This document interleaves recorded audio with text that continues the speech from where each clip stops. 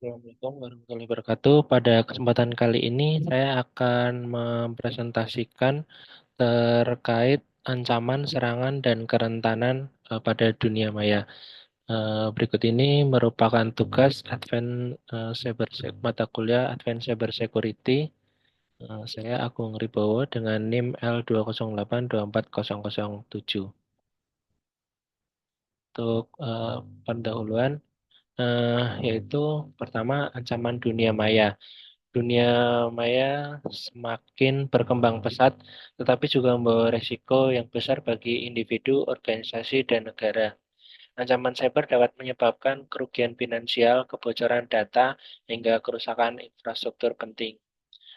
Semua macam dari individu yang menggunakan internet gitu. Jadi kita meskipun tidak tersambung secara langsung, ketika kita menggunakan gadget sehari-hari, menggunakan komputer itu akan beresiko terhadap ancaman kejahatan dunia maya.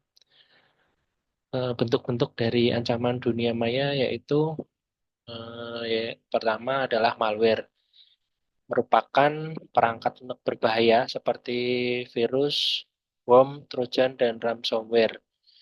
Malware biasanya menginfeksi komputer, dia bisa dikirimkan langsung dari USB atau dari antivirus yang tidak sengaja ikut gitu ketika kita menginstal program yang tidak dikenal. Terus yang kedua yaitu phishing, merupakan penipuan melalui online atau pesan untuk mencuri informasi sensitif. Biasanya phishing ini yang sering terjadi itu kita mendapatkan kiriman link, terus kemudian kita klik link atau tautan itu, terus kemudian akan mengarah ke halaman tertentu gitu yang secara tidak sadar kita akan memasukkan seperti informasi data pribadi, password, dan informasi penting lainnya gitu. Itu tujuan dari phishing gitu. Biasanya kita tidak sadar klik tautan gitu sih. Terus selanjutnya yaitu serangan DDoS atau Distributed Denial of Service. Ini merupakan serangan yang membanjiri server dengan lalu lintas palsu sehingga layanan menjadi tidak tersedia. Jadi ketika komputer kena serangan DDoS itu akan menjadi lemot dan biasanya dia akan ngehang karena dari serangan DDoS ini dia memakai resource dari komputer yang diserang gitu menjadi sangat ramai trafficnya, terus kemudian kayak RAM dan apa hardware-nya gitu terpakai sampai 100% gitu ketika kena serangan DDoS. Selanjutnya adalah serangan MITM atau Man in the Middle, yaitu serangan penyadapan komunikasi antara dua pihak tanpa sepengetahuan mereka. Jadi serangan Man in the Middle ini adalah terjadi di antara dua jaringan gitu. Jadi dia ada di tengah-tengah jaringan gitu dari sisi A dan sisi B, tapi dia di tengah-tengah. Kemudian dia mengambil data informasi yang terkirim antara A dan B gitu. Jadi makanya disebut dengan man in the middle. Kalau dalam bahasa Inggrisnya man in the middle attack. Terus selanjutnya adalah zero day attack, yaitu eksploitasi kerentanan perangkat lunak yang belum diketahui oleh vendor. Biasanya ini merupakan serangan yang tidak terduga gitu. Tiba-tiba dapat komputer atau server gitu tidak bisa diakses atau uh, terus resource-nya kepakai semua gitu 100% sehingga itu kena serangan zero day attack gitu. Selanjutnya adalah jenis serangan cyber. Serangan Serangan dunia maya bisa terjadi dalam berbagai bentuk, diantaranya yaitu SQL injection, yaitu peretas menyisipkan kode SQL berbahaya ke dalam sistem untuk mengakses basis data. Biasanya SQL injection ini diterapkan pada website yang website lama yang tidak mengaktifkan anti SQL injection gitu. Jadi ini kode-kode SQL gitu disisipkan kepada form yang website yang menerima form inputan biasanya itu rentan terhadap SQL injection. Jadi mereka masuk melalui form atau login, nah itu disisipkan script SQL injection ini untuk mengakses database dari website tersebut gitu. Untuk mengambil ya informasi penting, data pengguna dan lain sebagainya. Dengan SQL injection ini setelah SQL-nya diinjeksi, kemudian bisa menarik data-data yang ada dalam database website tersebut gitu.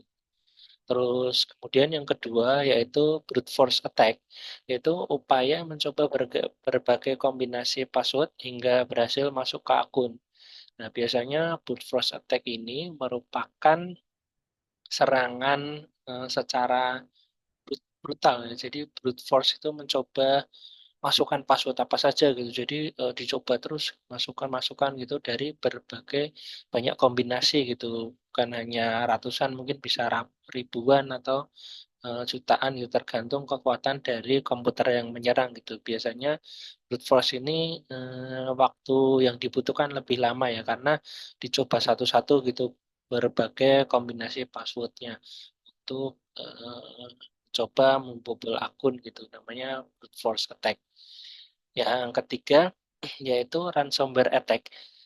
Itu peretas mengenkripsi data korban dan meminta tebusan agar data dapat dikembalikan. Jadi ransomware attack ini terjadi pada perusahaan-perusahaan atau perorangan yang memiliki data pribadi, tapi bisa juga di ini server dari perusahaan gitu dapat ransomware ini, database-nya kekunci tidak dapat diakses gitu. Terus kemudian data ini dienkripsi. Nah, kuncinya ini kita harus membayar kepada si penyerang itu untuk mendapatkan kunci ransomware-nya gitu supaya dapat mengakses kembali. Di Indonesia sendiri banyak ransomware yang di tidak bisa kebuka ya, kita harus membayar. Ada beberapa sebelumnya itu kasus terkait ransomware pada perusahaan-perusahaan besar di Indonesia. Yang keempat yaitu social engineering. Ini merupakan serangan memanipulasi korban agar memberikan informasi rahasia. Biasanya social engineering ini dilakukan pada ini penipuan-penipuan online gitu. Jadi mereka ditelepon gitu secara random tiba-tiba ini ditanya itu OTP atau M-Banking-nya, terus kemudian saudaranya atau apa gitu, terus mengaku-ngaku, itu merupakan social engineering ya untuk mengambil data pribadi, terus kemudian atau yang lainnya data penting, data keperbankan dan sebagainya. Itu merupakan social engineering gitu. Terus selanjutnya kerentanan dunia maya. Kerentanan dalam sistem dapat dimanfaatkan oleh penyerang. Faktor utama yang menyebabkan kerentanan cyber antara lain perangkat lunak yang tidak diperbarui, yaitu sistem yang tidak diperbarui rentan terhadap eksploitasi. Biasanya seperti Windows, sistem operasi itu menyediakan update secara berkala ya, update keamanan. Jadi dia memperbarui untuk mendeteksi bahwa ada misalkan virus yang baru atau malware yang terbaru gitu, mereka bisa menghentikannya gitu atau melakukan penyetopan gitu itu dengan cara memperbarui gitu, update perangkat lunak misalkan update Windows atau kalau MacBook itu update macOS-nya gitu untuk memperbarui ini database malware-nya atau dan sebagainya. Misalkan diperbarui dari sistemnya sendiri supaya lebih kebal terhadap ancaman-ancaman yang terbaru. Gitu dengan cara perangkat memperbarui dari sistem operasinya atau juga sistem aplikasi itu juga biasanya perlu diupdate juga masing-masing untuk update terbaru dari ini dari itu pendeteksi hal yang berbahaya atau update-update lainnya. Terus selanjutnya yang kedua yaitu keamanan kata sandi yang lemah. Jadi penggunaan kata sandi yang mudah ditebak meningkatkan resiko serangan. Ketika kita menggunakan kombinasi password hanya huruf gitu, itu dapat dengan mudah diserang oleh hacker gitu atau penyerang. Jadi kita harus mengkombinasikan password kita mulai dengan alfabet besar kecil, terus kemudian angka dan karakter gitu. Usahakan untuk membuat kata sandi itu yang kuat gitu untuk keamanan, tingkat keamanan kata sandi. Yang ketiga, selanjutnya kurangnya kesadaran pengguna. Jadi human error atau kesalahan pengguna itu sering terjadi dan menjadi pintu masuk bagi peretas gitu. Secara kalau kita abai atau tidak sadar terhadap keamanan cyber itu menjadi celah dari penyerang untuk masuk menyerang sistem kita gitu. Makanya kita harus sadar terhadap keamanan cyber itu sendiri gitu. Jadi supaya tidak terserang gitu kita bisa antisipasi lebih dulu. Pelajari apa saja mitigasinya sebelum terjadi serangan. Yang keempat, yaitu konfigurasi sistem yang buruk. Pengaturan keamanan yang tidak optimal membuka celah bagi serangan. Jadi ketika sebuah server perusahaan gitu tidak ada namanya penyaring atau misalkan filter dan antivirus, terus kemudian anti malware, terus ada biasanya buat nyaring jaringan gitu tuh, kita akan rentan terhadap penyerangan gitu. Jadi kita harus dikonfigurasi secara aman gitu. Ada berbagai alat yang memfilter dari arus lalu lintas yang masuk ke server untuk konfigurasi keamanan. Selanjutnya adalah cara mencegah dan mengatasi ancaman serangan cyber. Untuk mengurangi resiko dunia maya, langkah-langkah berikut dapat diterapkan. Yang pertama yaitu gunakan perangkat lunak keamanan. Nah, contohnya perangkat lunak keamanan ini adalah antivirus, terus kemudian firewall harus selalu aktif dan diperbarui. Jadi